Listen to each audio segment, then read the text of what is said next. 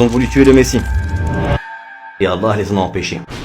Alors que Isa alayhi salam, après être revenu auprès des Banu Israël, les avait appelés au monothéisme pur, à revenir à la loi authentique, celle que Moussa alayhi salam, Moïse, avait propagée, et avait demandé aux rabbins de l'époque d'arrêter d'appeler à eux-mêmes et de revenir au texte authentique. Isa alayhi salam prenait de plus en plus d'influence et son message touchait de plus en plus le cœur des gens. Les rabbins et chefs parmi eux avaient peur que leur statut auprès des gens se voit amoindri. Ils avaient alors comploté contre lui dans le but de le tuer. Les rabbins, eux de leur côté, avaient commencé à appeler les Romains afin de leur dire que Isa alayhi salam était un danger pour eux également, de par ces nouvelles choses qu'il ramène. Et alors l'empereur de l'époque leur avait envoyé certains soldats afin de venir tuer le messager d'Allah.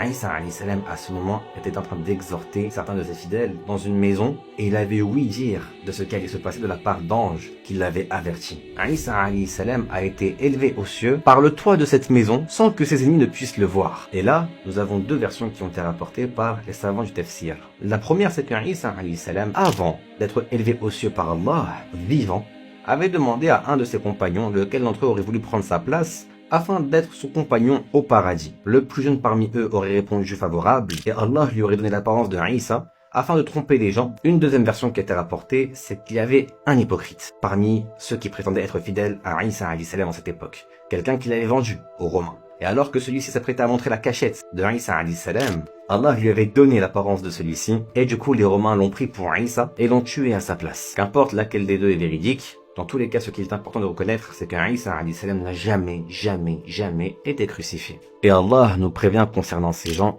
وَمَا قَتَلُوهُ وَمَا صَلَبُوهُ وَلَكِنْ شُبِّهَ لَهُمْ بَلْ رَفَعَهُ اللَّهُ إِلَيْهِ وَكَانَ اللَّهُ عَزِيزًا حَكِيمًا. Isa alayhi salam est actuellement vivant auprès de son Seigneur. Il n'attend qu'une seule chose, de devoir revenir ici-bas, car la descente de Isa alayhi salam est également attendue chez les musulmans.